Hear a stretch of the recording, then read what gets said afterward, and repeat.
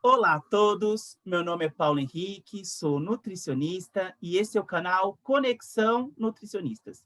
E na entrevista de hoje vamos estar falando sobre nutrição em instituições de longa permanência de idosos. E para isso convidamos a doutora Gláucia Cristina Conzo, que muito gentilmente aceitou o nosso convite. Olá, doutora Gláucia, tudo bem? Olá, tudo bem? Obrigada pelo convite, uma honra poder estar colaborando aqui com todos. Eu fico muito feliz pelo aceite da doutora. Começando um pouquinho, vamos falar um pouquinho sobre a doutora Gláucia Cristina Conzo. Ela é nutricionista, tem pós-graduação em nutrição clínica, terapia nutricional e metabolismo, segurança nutricional e qualidade dos alimentos. Fez aprimoramento em gestão de unidades produtoras de refeição e em gerontologia e tem uma grande experiência em gerontologia, né? E nutrição preventiva e saúde pública. Atualmente trabalha em clínicas de IUPS, né? Em Caraguatatuba, em clínicas de referências, né? Com gestão de UAM, clínica e assessoramento técnico. E também é docente em universidades da região. Bastante coisa, hein, doutora Gláucia? Parabéns. Obrigada. Então, a gente tem uma experiência, né, já há 23 anos, então, quanto a gente tem conhecimento, a gente tem que passar conhecimento para todos crescerem juntos na nossa profissão, né? É o mais importante para mim. Com certeza. E que mais profissionais venham ter essa mentalidade e engajamento, né? Começando o Perfeito. nosso bate-papo sobre a atuação do nutricionista nas instituições de longa permanência de idosos, o que é essa instituição, né? E qual é o papel do nutricionista dentro dessas instituições? Bom, as ILPIs, né, as instituições de longa permanência para idosos, elas antigamente eram conhecidas como os asilos, né? Mudou-se com as resoluções recentes o nome técnico para respeito ao Estatuto do Idoso, toda a questão de melhorar essa atenção plena de forma mais humana, né? Então, as instituições elas foram criadas para situações onde ou o idoso ele foi abandonado dentro de um hospital, foi encontrado na rua, ele foi onde a família, onde tem necessidade de pôr esse idoso numa casa de referência, uma casa de responsabilidade, porque essa família não consegue abrigar esse idoso por N razões que não cabe a nós julgarmos a decisão dessa família de levar ou não esse idoso para lá. Então, são grandes residências, grandes, podemos até chamar, em alguns casos, tem instituições que parecem grandes hotéis, e aí esses idosos são abrigados de forma pública ou privada, ou em gestões mistas, também existem casas de gestões mistas, e aí eles têm todas as refeições, toda a estrutura de uma casa mesmo, roupa, higiene, terapias cognitivas, terapias sociais, enfim, eles são realmente abrigados e a gente tenta trazer a qualidade de vida de forma mais plena para todos eles, né? O papel do nutricionista é fundamental, ele é um profissional obrigatório.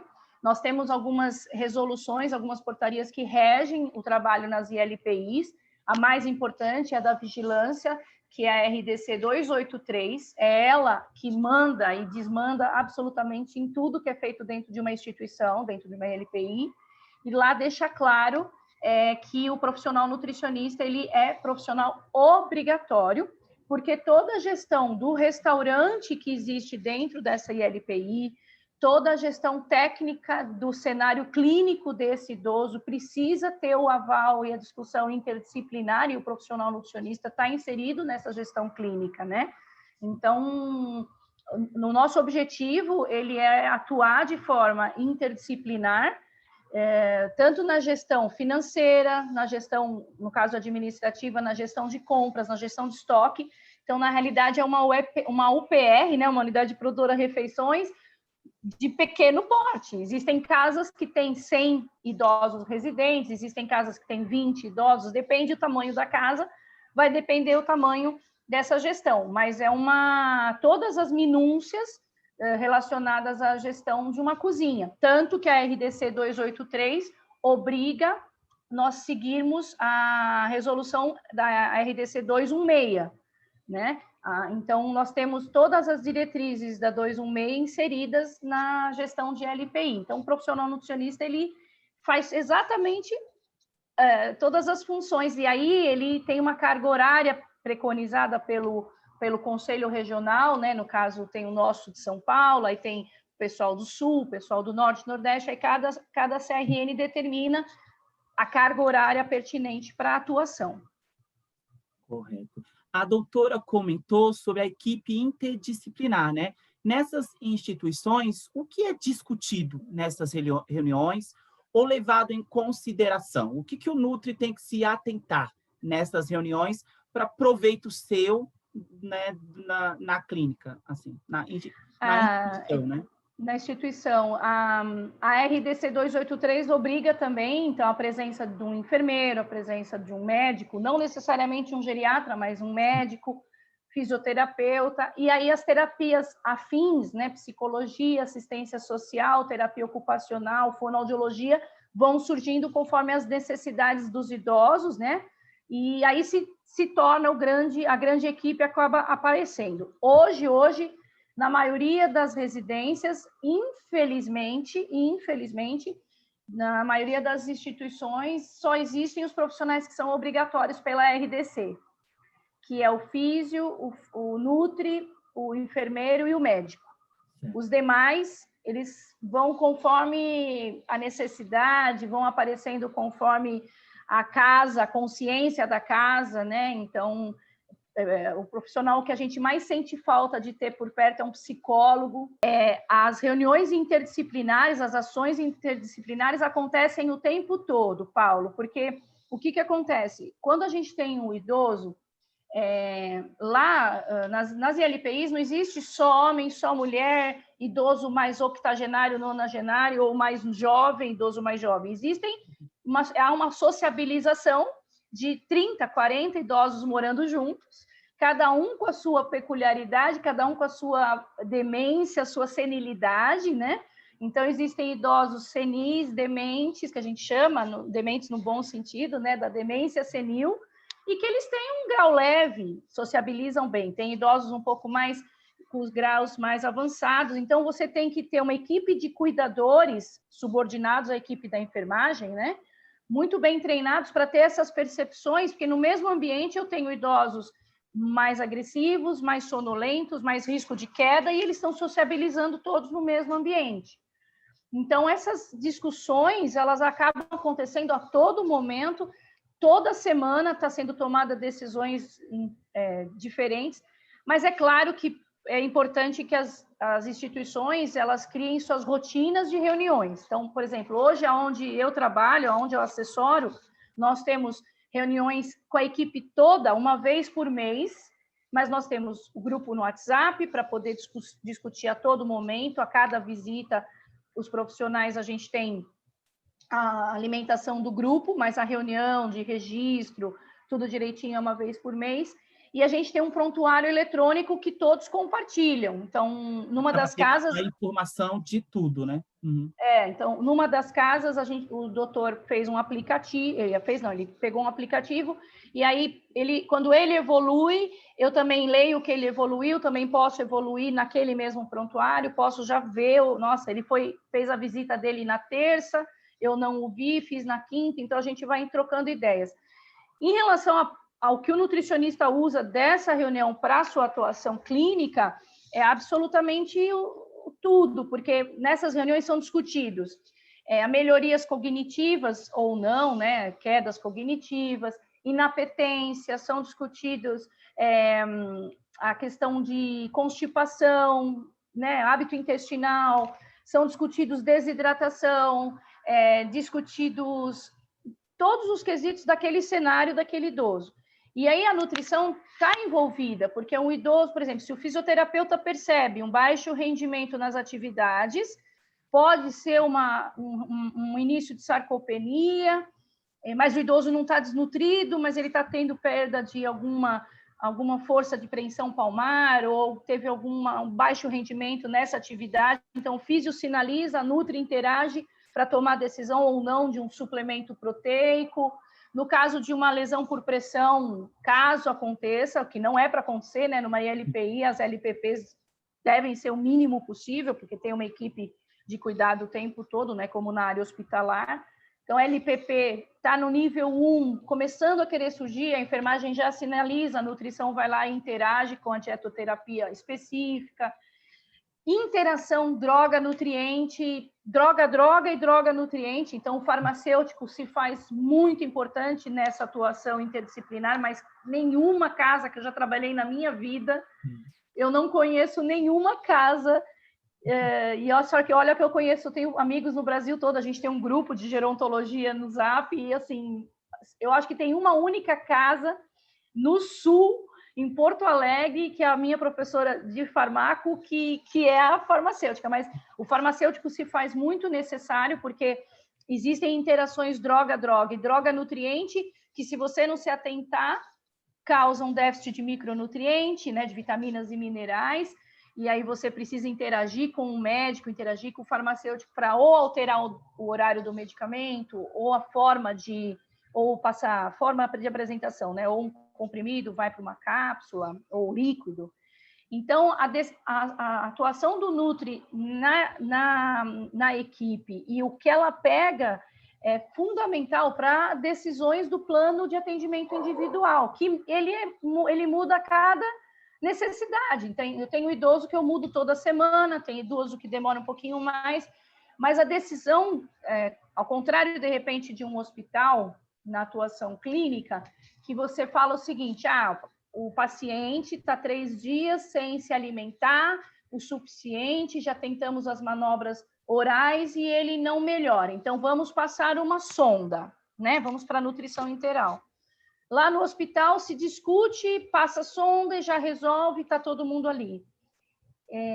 Às vezes o paciente já está restrito ao leito, o paciente já está numa condição social, cognitiva, emocional, que a sonda não faz tanta diferença. Numa ILPI, essa decisão não é tão simples assim. Fala-se muito de equipe multi, e esquece de se falar de equipe inter, né? Porque multi, tudo bem, a equipe tem vários profissionais atuando, mas não de forma integrada, né? Não de forma conjunta, que é a interdisciplinariedade. A sua parte, né? Eu, quando fiz estágio na multi, cada profissional fala, nutrição, é isso, isso e isso, psicologia. E vai ser. Mas na Inter, não. Na Inter, todos falam para chegar numa solução comum com todos. Isso. Né? Isso é o mais importante na ILPI. A atuação do nutricionista.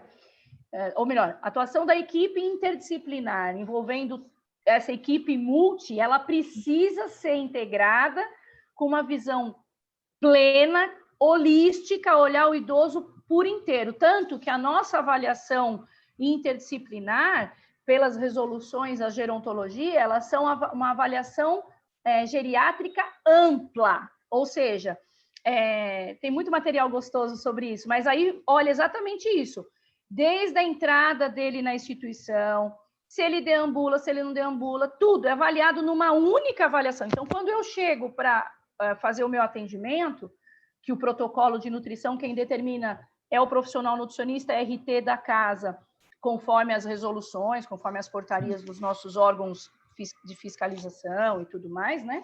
E pelas diretrizes também, eu dou lá a avaliação nutricional em até 48 horas, um exemplo, tá?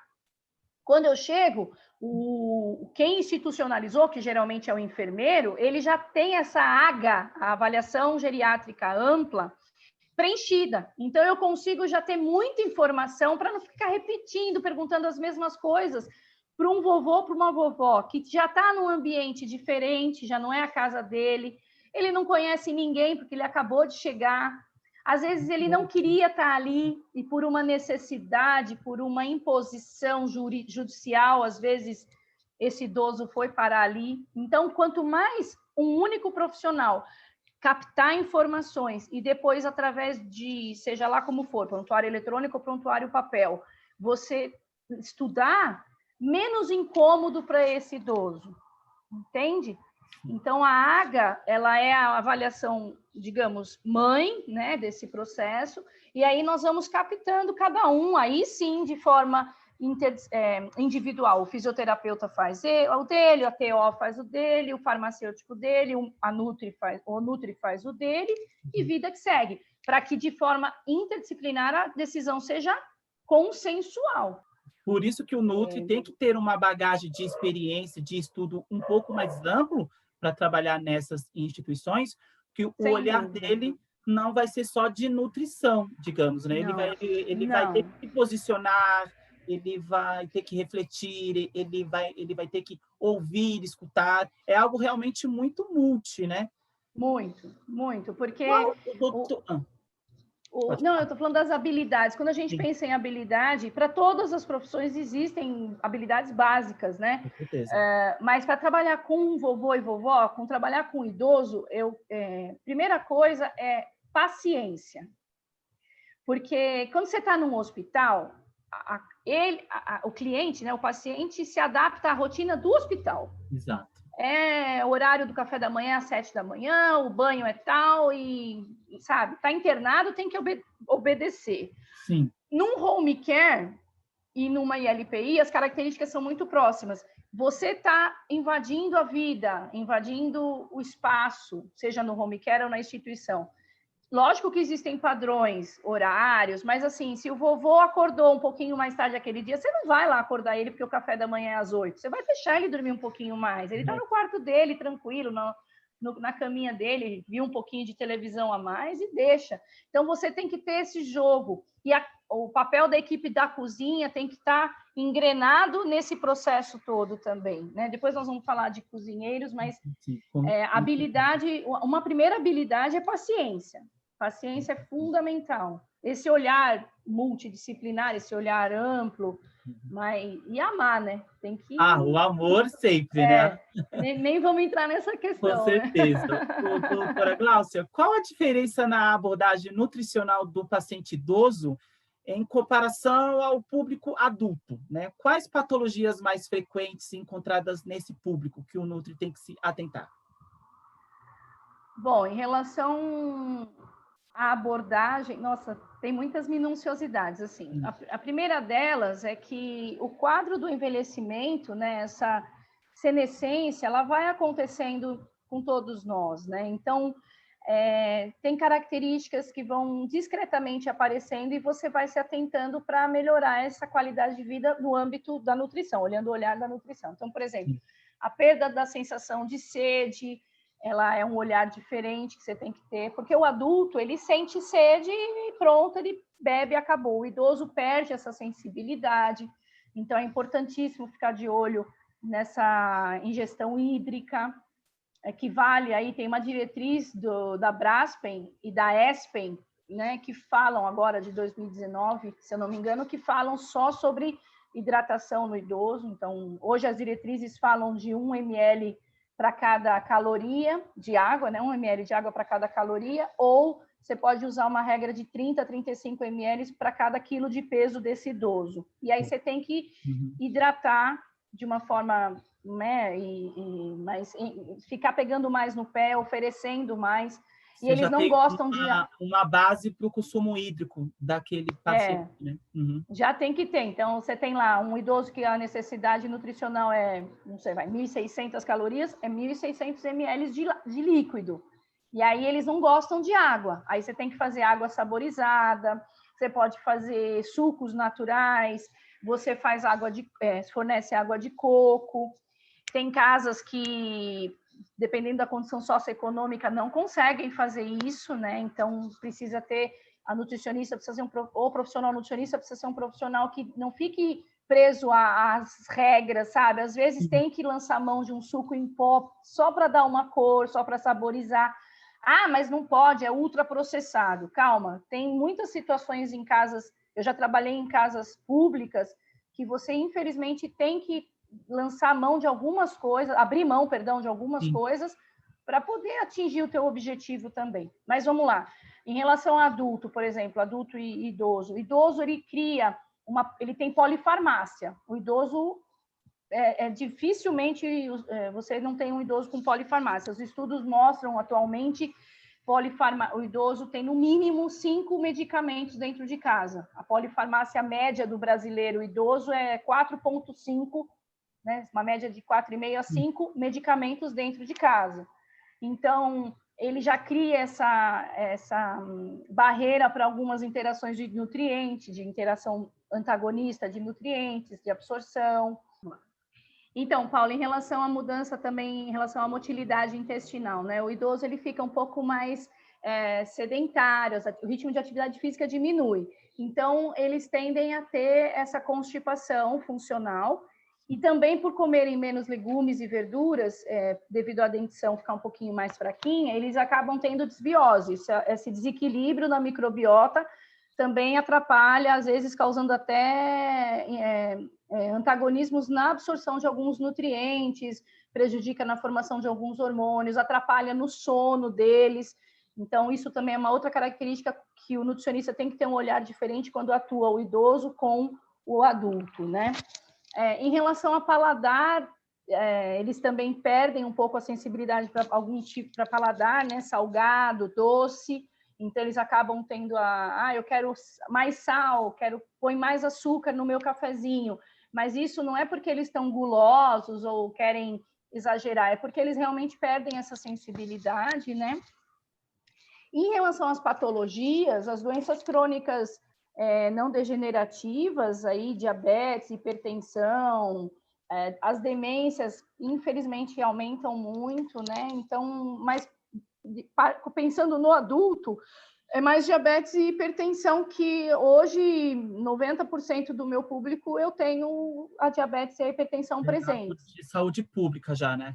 Tanto a hipertensão e a glicemia, é verdade mesmo. E é gozado, por exemplo, pessoas falam, a maioria dos idosos das instituições de longa permanência são desnutridos, estão muito... Mas essa desnutrição não foi adquirida na ILPI, a maioria das vezes eles já vêm desnutridos da sua residência, da internação hospitalar, da onde ele veio, do abandono, né?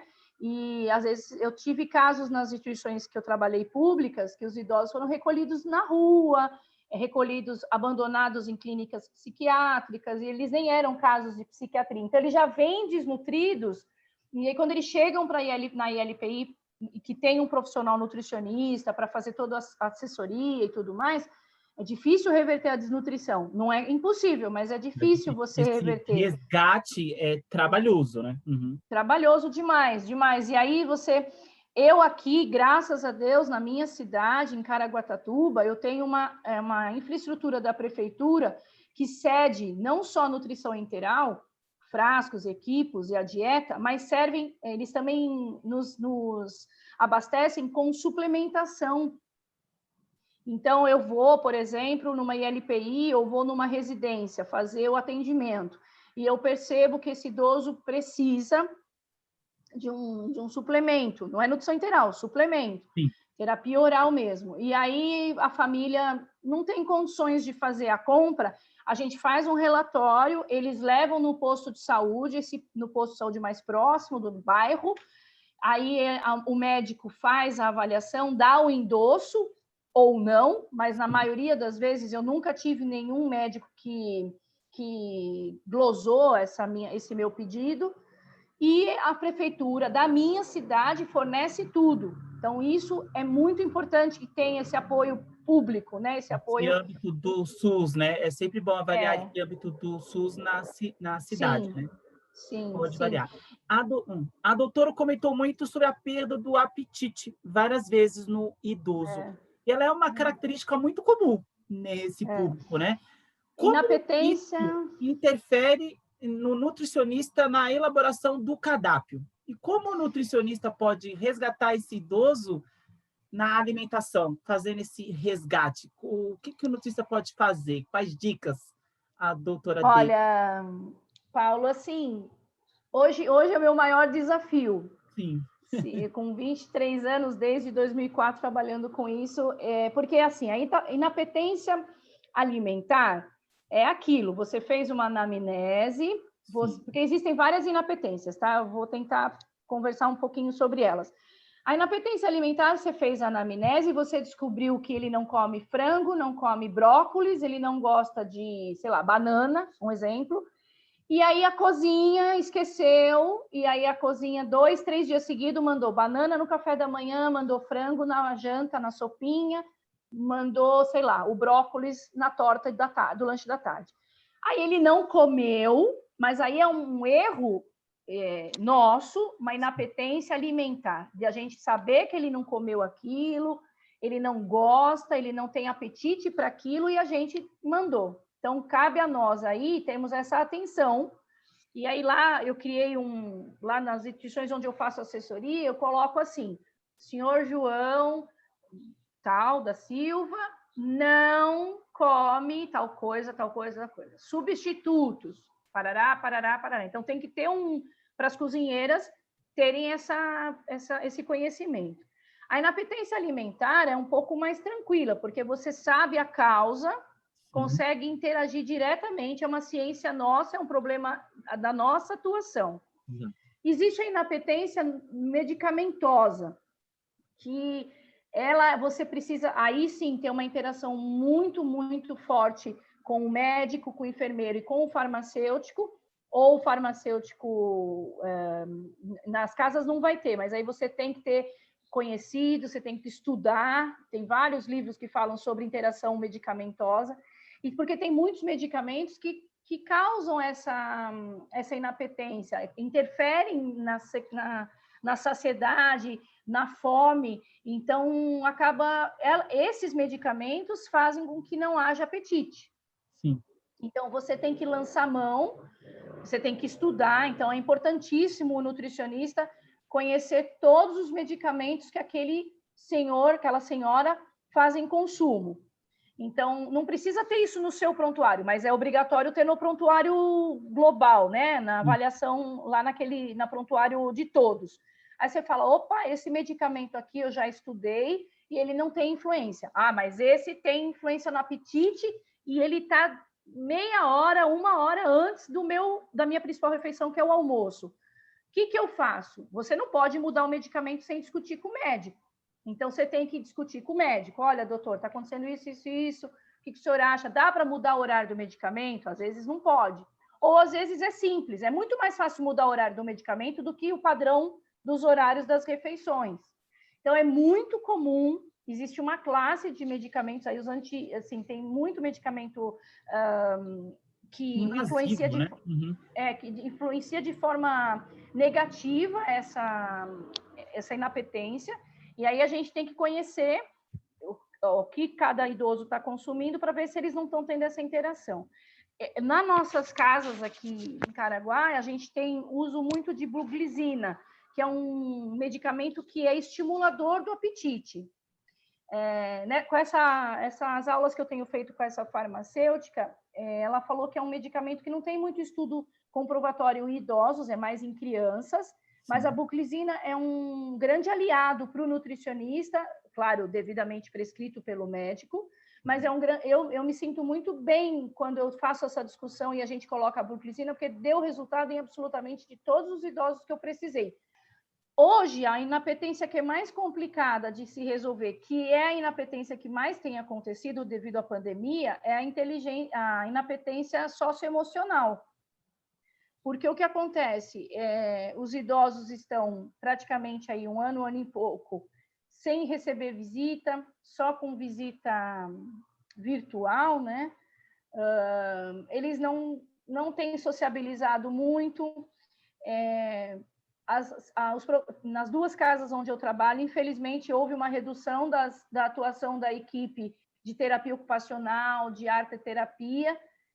Está voltando agora, né, de dezembro para cá, que voltou um pouco, mas a gente ficou uns 6 meses, infelizmente, fazendo assessorias à distância, devido ao grande pico da pandemia o ano passado, né, em 2020. E aí eles não querem comer, eles ficam tristes, eles ficam emocionalmente abalados, eles acham, na cabecinha deles, a maioria deles não entende a pandemia. Eles não caiu, não é tão simples se para nós é chato e é complicado, imagina É para algo novo, eles. até para nós, né? Imagina para eles. Imagina para eles. Então, eles falam que eu não vou comer, assim eu chamo a atenção do meu filho que não está vindo me visitar. Eu não vou comer porque assim aquela cuidadora me olha um pouquinho mais, fica mais perto de mim. E aí, a comida, ao mesmo tempo que é um elo muito forte de amor entre eles, de conforto, que eu uso muito comfort food nas minhas atuações, é um elo que eles cortam de primeira. Então, hoje eu tenho inapetências socioemocionais que, às vezes, é só sentar ao lado do prato e começar a conversar que ela automaticamente, o idoso, a idosa, automaticamente voltam a comer. Mas por pura sociabilização mesmo, de conversar, de trocar ideia. É muito importante, nessa hora, ter um psicólogo por perto, um profissional psicólogo por Foi que perto. nem Né? a doutora comentou, eles têm uma história, né? Todos Sim. os idosos que chegaram na instituição têm uma história, o porquê de estar ali, né? É complicado, Sim. né? E assim, tem uma idosa uma história muito interessante, tem uma idosa nossa que ela tem um problema no intestino, tudo, e na cabeça dela, o médico falou para ela que não podia nada de leite e derivados, não pode, não pode, só que ela ama queijo. Mas isso é tão forte dentro da cabeça dela que quando ela toma uma vitamina que tem leite, ela passa mal. Mas quando ela pede o queijo no lanche da tarde, porque ela está com vontade de comer o lanche da tarde, ela não passa mal. Então, na cabeça dela, ela ama o queijo, então o queijo não faz ela passar mal. Os outros derivados faz. E aí eu fui percebendo isso, a equipe de cozinha foi percebendo, a enfermagem, a gente toda semana, toda hora, conversando, até que um dia eu falei para ela que eu ia ter que tirar o queijo dela, ia ter que comprar o queijo de soja, né, o tofu, ou se não, outros leites, usar outros recursos de leite de queijo sem lactose, que não tem o mesmo sabor, é gostoso, mas não tem o mesmo sabor. Sim. E ela começou a falar, opa, não. Então eu vou ver o que eu faço, vou ver o que eu penso. Então, a inapetência estava psicologicamente bloqueando algumas coisas, e aí depois, hoje ela come de tudo e não passa mal, e toda vez que ela me vê, ela fala, meu intestino tá ok, hein, doutora? Mas é porque eles, assim, eles têm características diferentes, né? Então, a gente fala assim, não é para infantilizar, assim, não pode infantilizar o atendimento, a gente sabe que não é todo vovô e vovó que gostam de ser chamados de vovô e vovó. A gente tem peculiaridades da atuação, mas eles se tornam, vamos colocar, o outro oposto da pediatria, né? A pediatria e a geriatria. Então, tem horas que a gente tem que ficar tratando que nem criança, no sentido de você tem que comer, faz bem para você. Só que eles têm um nível de compreensão e também um nível de limite que com eles não dá para falar ou você come ou você não joga o videogame. Eles vão fazer, eles têm independência, eles, apesar de estarem institucionalizados, eles têm os quartos deles, as vidas deles, a leitura deles, a televisão, tudo eles vivem normal, eles não vivem presos, né? Agora eles estão isolados devido à pandemia. Mas eles vão para salão de beleza, eles vão para o shopping, eles têm uma vida normal, eles usam a residência, né, o residencial, a instituição, mas eles têm vida normal. Tem e todo aí não tem...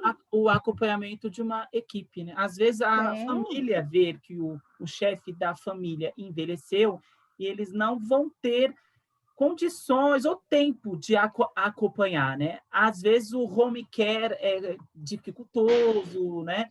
E às vezes muitas as alternativas que eles encontram essas instituições, né?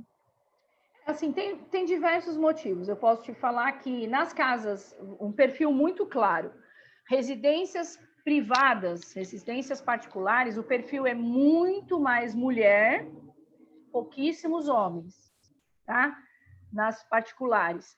E nas públicas, você vê muito, muito mais homem do que mulher. E aí foi interessante, quando eu atuei nessa pública aqui de Caraguatatuba, a gente recebeu a visita da promotoria. Aqui no Litoral Norte é muito forte o Estatuto do Idoso, a questão da violência contra o idoso é muito investigada, a gente tem os conselhos, né, da saúde do idoso, tudo muito atuante. E aí a gente recebeu a visita da MP, da nossa promotora, e eu perguntei para ela. E ela falou que é muito comum os idosos masculinos serem abandonados, porque eles foram violentos com as suas filhas, foram até pedófilos com as suas filhas, eles abandonaram as esposas, foram violentos com as esposas. Então, na hora que eles envelhecem, a família vai lá e não quer cuidar. A família não quer cuidar, a família faz um julgamento, e aí a gente não está aqui para discutir absolutamente nada disso, né? A sociedade em si, e aí eles são abandonados ou na rua, ou em abrigos, ou nos hospitais mesmo. E aí eles são acolhidos pelas instituições públicas, né?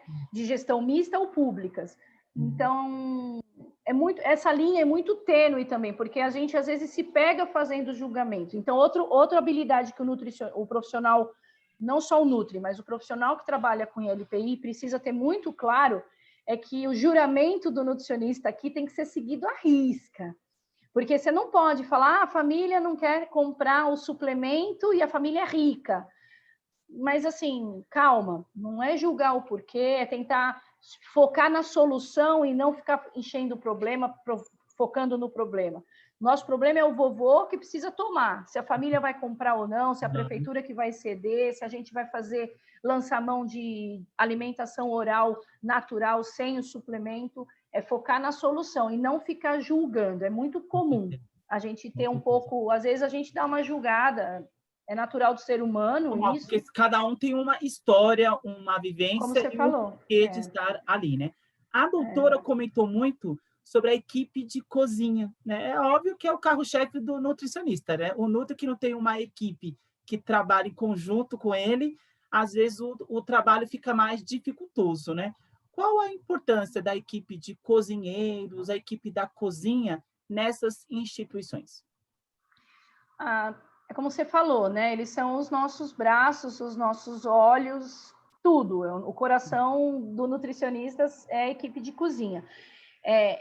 Em relação à equipe de cozinha que trabalha em LPI, eu gosto de fazer uma ressalva que é assim: a alimentação do idoso, ela é muito mais existe um cuidado maior, um zelo maior em relação a temperos, em relação a maciez, em relação a abrandamento de proteínas.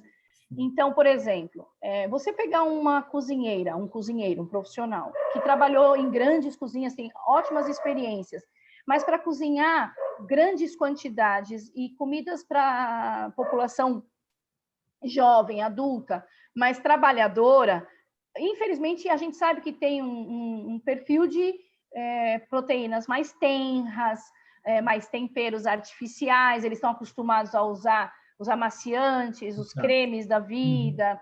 Então, isso tudo precisa ser analisado na hora que você vai contratar o cozinheiro por uma ILPI. Então, por exemplo, tem que ter experiência, sem dúvida, de preferência tem que ter experiência, mas eu antes de ver também a experiência, quando eu penso no processo de contratação, por exemplo, eu penso o seguinte: como que ele lida com o idoso? Ele tem idoso na família? Ele já vivenciou uma experiência com algum idoso? Porque, às vezes, ele nem tem mais papai e mamãe vivos, não cuidou, então ele não tem a menor noção dessas peculiaridades. Então, eu valorizo muito isso. Outra coisa importante, além desses elos anteriores, né, de experiência versus contato com idosos, é assim, primeira pergunta que eu faço, não é nem se sabe fazer arroz e feijão. Você sabe fazer bolo? Você sabe fazer um pãozinho doce, pão de queijo? Você sabe fazer um bom café?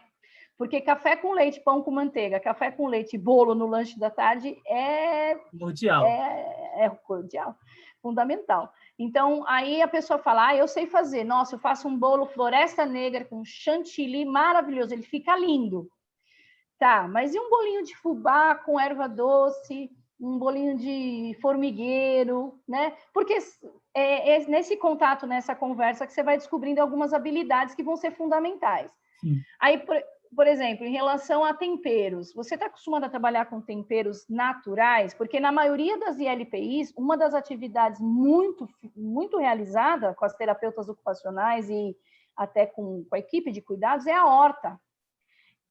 todas as casas que eu trabalhei têm horta. Na minha vida toda, todas tiveram horta e as atuais têm horta. E eles que fazem o cuidado com a horta. Então, eles vão com a cozinheira até a horta pegar cebolinha, salsinha, bababá. Aí pega e eles vão entregar, é o que eles plantaram que aqueles amigos, aqueles outros idosos vão comer. Então, se ela falar para mim que adora trabalhar com temperos naturais, conhece o sal de ervas, que é muito utilizado, se ela tiver essa experiência, ele, né, o profissional tiver essa experiência, perfeito. Então, agora você fala, eu não sei cozinhar se eu não colocar um amaciante. Eu não sei cozinhar sem os artificiais da vida. Os caldos. Exato. Aí a gente já começa a se preocupar. Então, aí você vai ter que fazer não que não vá contratar por isso, exato, jamais, mas existem os treinamentos de habilidades. Que o Nutri vai fazer, né? Exato. E o Nutri tem que ter essa capacidade, né? De treinar as capacitações, né? De mostrar como essas ervas em combinações fornecem gosto a algumas preparações e aonde que elas são utilizadas, né? Nem todas aroma. São bebidas para todos os tipos, né? Sem dúvida. Por exemplo, na instituição, quando chega um novo paciente, um novo idoso na instituição, como é feita pelo Nutri a anamnese inicial, né? Como é esse primeiro contato com o Nutri, com esse idoso, né? Tem alguma métrica de avaliação nutricional utilizada? Onde a sarcopenia influencia nos resultados, na condição de vida do idoso? Como que é esse primeiro visão do nutricionista? Bom, primeira coisa importante é assim, o profissional nutricionista que assumir a ILPI, ele tem que fazer o seu procedimento, né? Fazer o seu protocolo de atendimento. Certo. Todas as documentações de gestão de UAN, ok, segue a RDC 216, não tem segredo. Mas o idoso institucionalizou, em quanto tempo eu tenho que avaliar esse idoso? Né? Então, o ideal é que ele seja avaliado em até 48 horas, segundo as normativas. Sim. Mas nem sempre é possível. Tá? Eu tenho amigas que avaliam em até 7 dias. Mas isso é muito particular de cada casa. Cada casa tem cada nutricionista e cada casa vai ter o seu protocolo. Então, vamos lá. Chegou o idoso, espera-se que essa avaliação ampla já esteja preenchida, né? Espera-se que a maioria das informações você já tenha, mas se você não tiver também, vai aos pouquinhos, vai batendo papo e vai obtendo essas informações. Não dá para fazer tudo de uma vez, senão o idoso cansa. Como eu disse, é tudo novo para ele. Primeira coisa, em relação vamos pensar na antropometria e na anamnese. Na anamnese, perguntas como se fosse um adulto normal, um adulto jovem. O que ele gosta, o que ele não gosta, quais são os hábitos dele em relação à consistência, os horários que ele está acostumado a se alimentar, as possíveis intolerâncias, alergias. Eles não vão entender falando dessa maneira, mas você fala... Aversões, né? Uhum. Quando você come banana, o senhor sente uma digestão, como é a sua digestão? Aí você vai batendo papo e vai conversando. A anamnese comum, como outro, e aí só que você vai lembrando daquelas peculiaridades. Hidratação, xerostomia, constipação, você tem que ir associando, mas você não vai perguntar, o senhor é constipado, né? Ou o senhor fica com a boca seca, tem toda uma linguagem, porque até para os adultos, tem adulto que não entende você falando dessa maneira. Então, em relação à anamnese, não tem muita diferença, fazendo essas devidas associações. Em relação à antropometria, quando possível, peso e altura reais. Quando possível, peso e altura reais, tá? Seria o básico. E aí você calcula índice de massa corporal e deixa esse dado guardadinho ali. Quando não é possível peso e altura reais, você faz peso e altura estimados. Existem as fórmulas, né, de Schumleia, que são as preconizadas para uso de peso e estimadas, peso e altura estimados. Para isso, você também já faz a medida de circunferência de braço, que nos mostra reservas gordurosas importantes, né, manutenção ou perda. circunferência de panturrilha, que é importantíssimo, porque você diretamente verifica reservas musculares. Faz altura de joelho, porque caso você não consiga fazer altura e peso estimados, a altura de joelho você utiliza para estimar, então a altura de joelho é importante.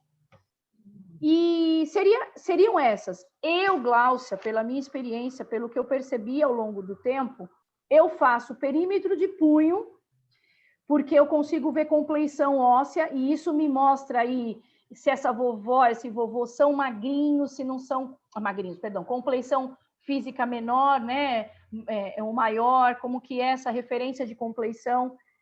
Eu faço dobra cutânea de tríceps, porque eu consigo trabalhar reservas gordurosas junto com essa CB, eu associo dobra de cutânea de tríceps. Quando possível aferir dobra cutânea de tríceps, eu afiro. Gláucia, também trabalho com a dinamometria, faço força de preensão palmar, porque me auxilia com o diagnóstico de sarcopenia.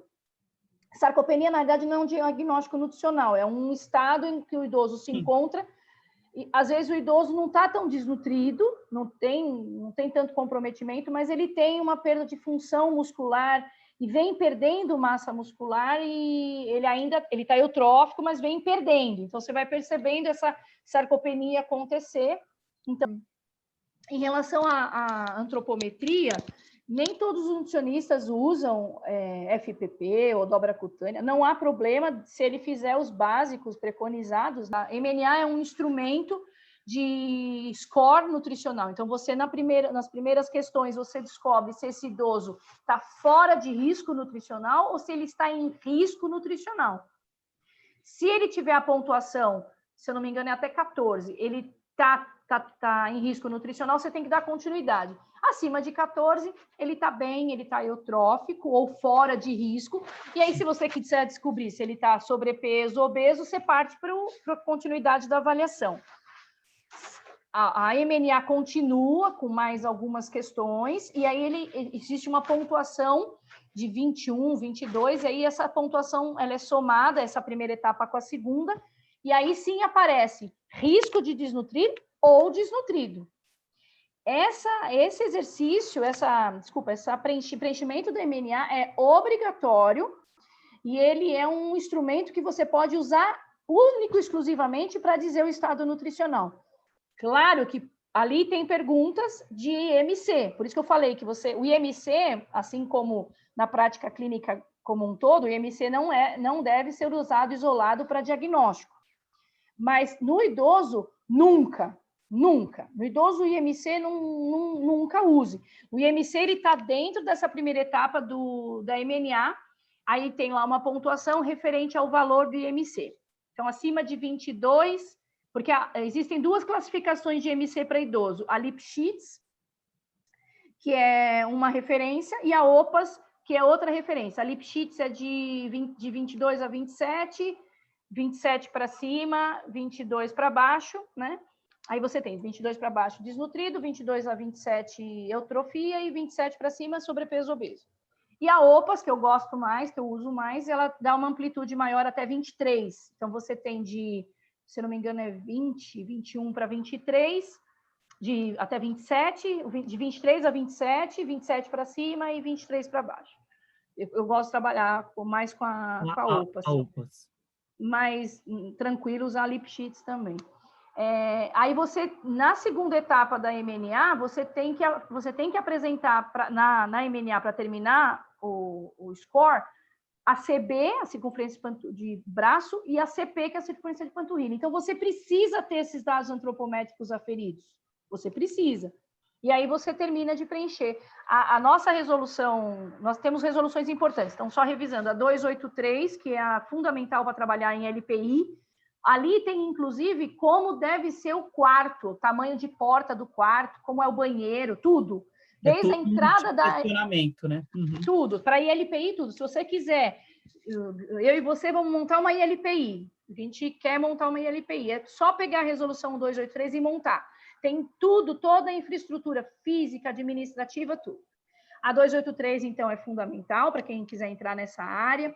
As resoluções de UAN, Aqui, a 283 preconiza usar a 216, então tranquilo. Quem está no estado de São Paulo tem CVS A5. Isso. Mas, né, eu acho a 216 tão completa, eu nem não me atento muito a ficar associando. Eu gosto da 216, mas às vezes eu leio, às vezes eu associo algum dado a CVS 5, mas está tranquilo. Usar a 216.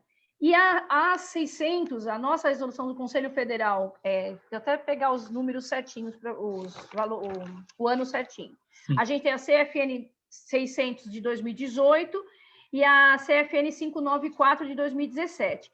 A 600 fala das atribuições do nutricionista, tanto na gestão da ILPI da UAN, quanto da gestão da ILPI na parte clínica.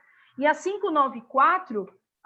também do Conselho Federal nosso, fala sobre registro de informações do prontuário, como deve ser feito, como que você deve escrever, como você deve registrar suas ações, suas evoluções, e é muito importante que o nutricionista também conheça essa para atuar na LPI, porque o prontuário pode ser de todo mundo, né, numa como é que fala? Parte eletrônica, ou você pode fazer, cada um tem sua pastinha e você faz as suas evoluções semanais, quinzenais, mensais, na sua parte de nutrição. Mas é importante que, como a gente falou antes, que haja sempre os consensos para que não fique eu atuando de um jeito, fono de outro, o físio de outro, né?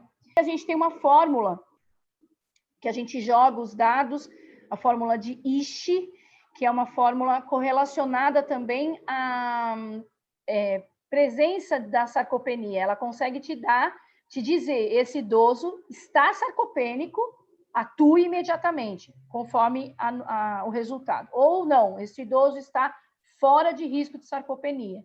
Então, tem alguns estudos que preconizam o uso dessa fórmula de ISHE.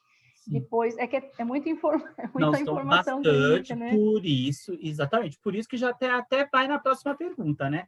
Analisando sua vivência nas instituições de longa permanência, quais os erros mais comuns que pode ocorrer no âmbito da nutrição? Não conhecer todas essas métricas que a doutora passou agora já é um deles que eu já percebo, né? Tem mais alguns, assim, que às vezes o Nutri não tem amplo conhecimento ou vivência e atua, né, nessas áreas, né? Assim, primeiro, o que eu percebo ao longo da minha trajetória e conversando com colegas, não sei se você concorda, Paulo, mas assim, as pessoas têm muito uma mitificação de que quem gosta de UAN não gosta de clínica, quem gosta de clínica não gosta de UAN. Sim, sim. Por que eu estou falando isso? Porque numa ILPI nunca vai ter duas nutricionistas. Eu nunca vi 2 nutricionistas numa mesma ILPI, tá? Nunca. Eu tenho 23 anos de formada, atuo, como falei, bastante tempo, eu nunca vi. Mas a mesma Nutri vai atuar em gestão de cozinha, de UPR, dessa unidade produtora refeição, que pode ser pequenininha, de 20 idosos, como pode ser de 100, 120 idosos, como eu já vi, e existe. Sim. E ela vai ter que atuar em clínica. Então, o principal erro que eu vejo é o Nutri que não tem habilidades com clínica, mas gosta muito de UAN, ele lança a mão de clínica, deixa a cozinha bem legal, bem uma atuação bem bacana, e usa só IMC para diagnosticar idoso. Esse é um erro clássico. Ela nem sonha com essas coisas que a gente conversou, e aí ela vai lá e faz o IMC. Se ela usar o Lipschitz, senão ela vai usar a OMS normal, né, os tradicionais para adulto, e vai classificar. Aí isso é um erro. Sim. Porque aí dali vira uma cascata. Daí vira um problema. Aí não tem avaliação, por exemplo, outro erro clássico, disfagia. A gente acabou nem conversando sobre disfagia, que é comum também idosos com demências, idosos... Interessante, né? Nas questões dele. Uhum. Exatamente, com idosos com problemas neurológicos, disfagias, e aí se faz necessário uma atuação com o fonoaudiólogo junto, né? O nutricionista não pode fazer nenhum tipo de ação sem o aval do fonoaudiólogo quando o paciente é disfágico, quando o idoso é disfágico. Mas aí você vai lá, se ela não olha o idoso amplamente, ela só vai lá, faz peso, altura, ela já parte de um princípio que você não consegue ver uma evolução, um acompanhamento de uma possível LPP, de uma possível risco de disfagia, né, de engasgo. Então, isso é um erro, e aí isso está diretamente ligado a outro erro, que é a evolução da dieta, é a modificação da consistência da dieta. Então, se você não acompanhar com esse olhar completo, o erro está diretamente ligado à atuação dela. E aí ele desnutre, e essa desnutrição vai acontecendo, e é muito difícil reverter. Se o idoso desnutrir abruptamente, é muito difícil. A gente tem, é um trabalho de luta mesmo. De formiguinha. De formiguinha. Um erro muito comum, e aí pensando na gestão das cozinheiras, dos cozinheiros, é a integração com os cozinheiros, é escutar os cozinheiros, porque o nutricionista vai 2, 3 vezes por semana, vai uma vez por semana, às vezes, se tem uma carga horária 15, 20 horas, show de bola, porque aí você fica todo dia lá, tá tranquilo, é uma atuação contínua. Mas escuta o idoso, você colocou lá, sei lá, um prato, sei lá, moussaka de berinjela, e voltou, o resto de ingestão foi altíssimo. E você insiste em pôr a moussaka no cardápio. Conversa com o cozinheiro. Quais são os pratos que foram mais bem aceitos? Porque se voltou, significa que não comeu. Se não comeu, vai ter um déficit calórico proteico no final das 24 horas. E isso bate na gestão do cenário clínico, quando você for discutir. Então, aí ela fala, olha, Gláucia, a moussaka de berinjela não deu certo, mas eu peguei a carne moída e transformei numa almôndega, ficou maravilhoso, fiz almôndega assada. Ai, mas não pode, tem que pôr legume. Gente, escuta o cozinheiro que está falando com você, vamos escutar as nossas equipes, isso em qualquer área também, né? Exato. Mas no meu caso, eu converso toda vez, a gente se fala pelo Zap quase que todo dia. Na parte clínica, assim, como você colocou, não conhecer essas minuciosidades da atuação vai comprometer o resultado. E aí o idoso fala, mas está emagrecendo, mas tá dentro do que se espera, porque os números mostram, no último congresso que teve agora, até foi online, da Sociedade Brasileira de Geriatria e Gerontologia, aconteceu agora, acho que foi esse final de semana, eu acho, ou outro, não me recordo. Os números de desnutrição em LPIs no Brasil, de prevalência de desnutrição, gira em torno de até 15%. Então, se do teu público, dos teus idosos, até 15% está desnutrido, está dentro do esperado, dentro da realidade brasileira. Mas eu não quero 15, eu quero 0 no desnutrido. Eu tenho que atuar, não posso ficar, então tá dentro do que se espera. Não, quanto menos desnutrido. O que você está fazendo para tirar do desnutrido para entrar em risco? Pelo menos sobe uma categoria, digamos assim, né? O que você tem feito? Como você tem trabalhado? Que o profissional vai ser questionado, né? Qual as medidas que você tomou para essa melhoria, para essa mudança? E, às vezes, o profissional se atentou somente nesses dados que a doutora comentou agora, né? Mesmo porque a 283 exige que você mande para a vigilância sanitária, se eu não me engano, é trimestral. É que isso quem manda é o administrativo, mas tem uma casa minha que manda todo mês, tem uma outra casa minha que manda a cada 3 meses. Trimestralmente ou mensalmente, não sei, manda lá dados. Quantas quedas você teve, quantos números de escabiose você teve, quantos morreram, né? Quantas lesões por pressão, desnutridos. Você tem que mandar todo mês, ou controlar do seu público, quantos são homem e mulher e quantos estão desnutridos, desse X. Sim. E aí você tem que mandar quais são as ações que você tem feito, que você acabou de falar, Tá. Quais são as ações que você tem feito para reverter esse número, para diminuir da escabiose, da queda, da LPP, né? E explicar por que morreu, como foi a conduta no dia do óbito, tudo é muito controlado pela RDC 283. 283 Sim, tinha que ter uma revisãozinha ou outra, mas ela é perfeita. Um óbito, às vezes vai um parente, um filho, todos os relatórios de todos os profissionais no processo é pego e levado. Às vezes um nutri que fez algo muito blasé, sem muita atenção, ele vai ser questionado, né? Sem dúvida, sem dúvida. Até, né? Estamos trabalhando com vidas, né? Uhum. A gente tem um caso numa das casas hoje que é caso judicial. Tá uma briga judicial entre as partes e a vovó ficou no meio. O juiz mandou institucionalizar na casa, nas nossas casas aqui particulares. Ela está sendo bem tratada, é monitorada pelo Ministério Público.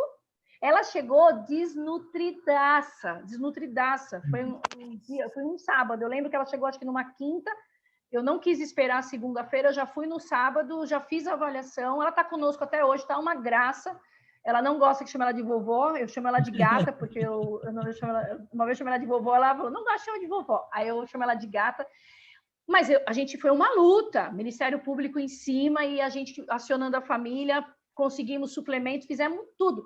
E hoje ela está uma graça, ela nem quer ir embora mais, ela quer ficar conosco e viver lá.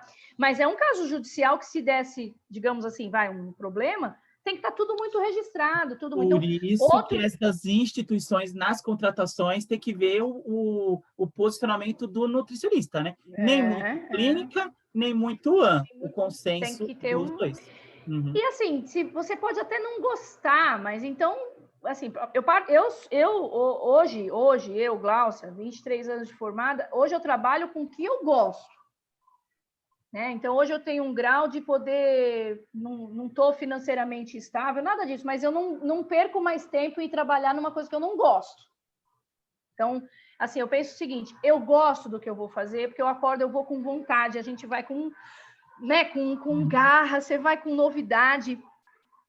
Eu que fiz todos os meus instrumentos de educação nutricional, que a gente acabou nem falando disso, mas assim, eu fiz meu dominó, eu fiz meu bingo das frutas, eu fiz o jogo da velha das frutas, a plataforma de análise de evento sensorial, que a gente faz oficina de sensoriais de temperos. Eu que fiz, eu sou péssima, não sou criativa não, mas eu olhei na internet, eu tenho uma amiga TO, a gente vai construindo juntas, porque você tem que ter prazer em fazer tudo aquilo. Então, se você já não gosta muito de A ou de B ou de C, você não vai durar, não adianta. Não... Teve uma outra profissional que a doutora acabou de comentar, a terapeuta ocupacional, né? A TO, né? Ela ajuda o Nutri também na implementação dessas atividades, né? Só voltando à questão do erro, que você perguntou, quais são os outros... Outro erro é essa que eu falei, dessa estagnação de ficar estudando só nutrição, é por isso, porque na hora do vamos ver, você estudou lá que a temperatura tem que ser essa, que o tempo de cocção é esse, mas você esquece de ver se você tem panela para aquilo, você fica com vergonha de pedir para o gestor. Se você souber conversar, se você estiver seguro, porque você estudou, você está preparado para aquilo, você faz um relatório técnico que o gestor não vai ter nem como questionar que precisa de uma espátula, de um pão duro, de uma panela, seja lá o que for, um fouet, ou de um instrumento de avaliação, uma boa balança, né? Você ter um instrumento como o dinamômetro para você fazer sua avaliação. Se você souber conduzir, ser ético, ser estudioso, você mostrar autoridade naquilo que você está falando, o gestor ele vai adorar ter você por perto, porque nutrição é um chamariz para casa. Você postar no site da instituição, no caso das particulares, né? Sim. Que tem oficina disso, oficina daquilo, nutricionista com esse princípio de trabalho, o familiar vai se sentir seguro de colocar o vovô ali. E no caso das públicas, o Ministério Público, a prefeitura, né, que faz a gestão junto, vai falar, nossa, essa casa honra cada doação que recebe, essa casa aproveita integralmente o alimento, não há desperdícios, há preocupação com o sistema, com o ecossistema. Então, você tem que estar atuante politicamente, eticamente, em tudo. Você está inserido, a nutrição está inserida em todas as vertentes, né? Então... Falando da TO, eu sou abençoada porque aqui na minha região eu tenho poucas TOs, mas a que mais trabalha com o idoso é a melhor TO que eu já trabalhei na minha vida. Okay. Sou muito fã. E eles são fundamentais, porque eles têm criatividade, eles sabem trabalhar o porquê de cada atividade. Porque assim, eu falei, vamos fazer o bingo das frutas. É lindo, a gente pegou uma cesta, tudo. Ela falou, Glau, olha, o objetivo é esse, a gente tem que conduzir dessa maneira. Então, eu, por mim, conduzia lá, faço salada de fruta, porque o meu trabalho era um objetivo. Acaba lapidando o outro, né? Exatamente. Exato. Exato. Aí a minha TO foi, não, Glau, vamos fazer, então, a tua atividade com esse objetivo cognitivo, com esse objetivo técnico. Então, une o útil ao agradável, e aí eu, em sentido de equipe, graças a Deus, aqui na região de Caraguatatuba tem grandes profissionais, tem profissionais que estudam, a gente tem grupo de estudo, lógico, a pandemia deu uma parada com tudo, né, da gente se encontrar, mas graças a Deus existem os aplicativos, as mídias. Eu tenho um Instagram onde eu sigo profissionais muito fortes do grupo da PUC do Rio Grande do Sul, que tem um grupo muito forte de gerontologia, de geriatria e geronto. Estou fazendo um curso de saúde mental para entender um pouco a questão com o pessoal lá do Rio, da Federal do Rio. Então, estudar é constante.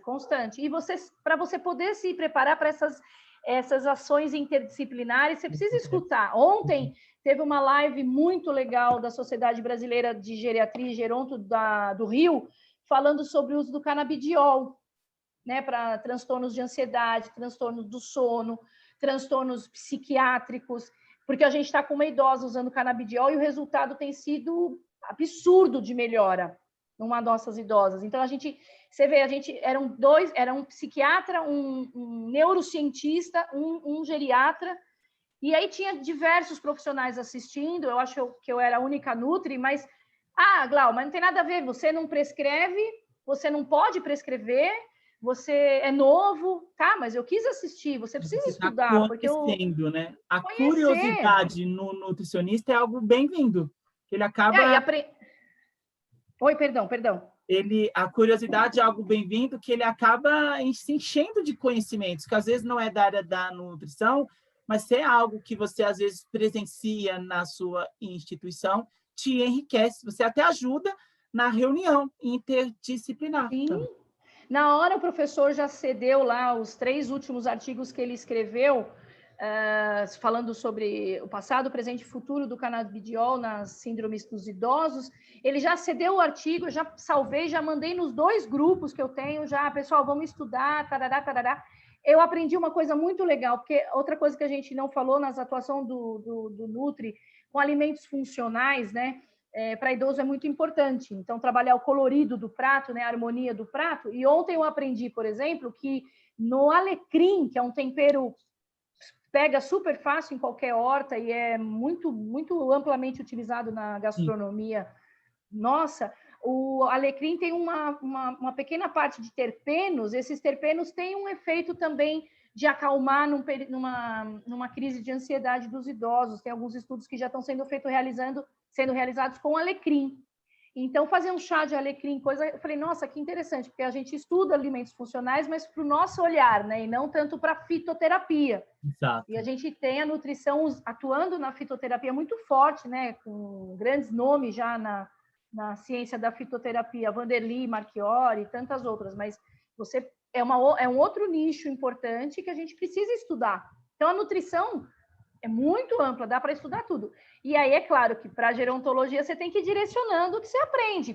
Para esportista, uma coisa. A informação é muita. Você vai lapidando o que aquilo de informação serve para o público, para o trabalho que você está atuante, né? Exatamente, por isso que eu te falei, cada macaco tem que ficar no seu galho, porque aí o macaco da nutrição da geriatria, o macaco da nutrição fica lá na pediatria, no esporte, e a gente vai fazendo uma árvore florir, uma árvore crescer de forma linda, plena, cheia de amor, cheia de carinho, né? Então é por aí, eu penso assim, pelo menos. Doutora Gláucia, quais dicas ou conselhos a doutora deixa para o nutricionista que deseja se engajar, né, seguir nessa área de instituições de longa permanência de idosos? Falei tanto já, né? Assim, eu acho que primeira coisa, como eu disse, né, ao longo da nossa conversa, primeira coisa para trabalhar com idoso, paciência, né? Você tem que ter paciência para ficar às vezes 1 hora conversando com um idoso só, e você tem que ter calma, então paciência, tranquilidade. Esse olhar holístico, esse olhar além da nutrição, né? Então, esse olhar de você ser interdisciplinar, respeitar a opinião dos outros, entender que, às vezes, a decisão não vai vir de encontro com a sua ciência, mas vai em prol do idoso, que é o mais importante naquele momento. A gente precisa, às vezes, aprender a recuar 10 passos, olhar com um pouco mais de amplitude para aquela diretriz que diz A, mas você tem que fazer um Bzinho para poder atingir o idoso com ética e responsabilidade. Estudar sempre, sempre. Ter humildade de falar, não sei, não conheço, nunca escutei falar. Vai estudar, se compromete com aquilo. Tem que ter esse olhar de amor, porque a gente não pode julgar. Trabalhar com terceira idade, às vezes ele xinga, às vezes ele está agressivo, às vezes você precisa conhecer muito bem as demências, porque às vezes as demências trazem muita lucidez e ao mesmo tempo não trazem nada de lucidez. Então, às vezes ele está mais bravo naquele dia, mas não é com você. Você não pode levar nunca para pessoal nada, você tem que ter o olhar para ele, de entender. E aí cabe a você estudar. Você é o profissional técnico que está estudando a demência A, demência B, demência C, ou Parkinson, Alzheimer, enfim, né, a doença que for. E aí você tem que ter esse olhar de falar, opa, hoje ele está assim, então não vou mexer, não vou pesar, não vou fazer isso com peso. Registra no prontuário, não foi possível fazer a medida antropométrica. Ah, mas era o mês, era o dia, eu tinha que fazer. Não força. Registra em prontuário por que você não fez. E você vai, às vezes, ensina o colega a fazer um peso, altura. Às vezes, o colega tem mais habilidade psicológica do que você naquele momento. Naquele dia, de repente, você não estava bom, não quis fazer. Então, ter esse timing, entende? Esse timing de respeitar o momento do idoso e o seu momento também. Acho que é isso, assim, em linhas gerais, é essa paixão mesmo, né? De ser educado e educar. Como você falou, um lapida o outro até que tudo fique maravilhosamente adequado, né? Com certeza. Mas é por aí. Gente, eu queria agradecer muito a doutora Gláucia Conzo por ter aceitado participar da entrevista. Foi maravilhoso. Elucidou Obrigada. muitas as questões de atuação, com várias dicas, viu? E eu espero que tenha ajudado muitos nutris, né, a se engajar nessa área também, que é a área do futuro, né? Estamos envelhecendo mais e estamos tendo qualidade de vida a mais. E o nutri que atua tem que ter uma percepção, uma visão, um olhar de implementação grande, sair um pouco da casinha, né, e implantar coisas novas, né? E essa área de instituições de longa permanência é um pouco diferente, mas são percepções maravilhosas que a doutora participa, viu? Gratidão por ter aceito. Gratidão. Viu? Eu que agradeço muito, eu fico à disposição que precisar, pelo e-mail, pelo Instagram, pelo Zap, compartilhar informações, todo mundo crescendo junto, valorizar a nutrição, a começar por nós mesmos, né? Com certeza. Eu agradeço muito o convite da doutora Marli, seu, Paulo, muito obrigado, foi incrível, maravilhoso, e estamos junto o que vocês precisarem, viu? Quem sabe a pandemia acaba logo, a gente consegue fazer um grande encontro aí, né? Com certeza, com certeza. Tchau. Tchau, obrigada.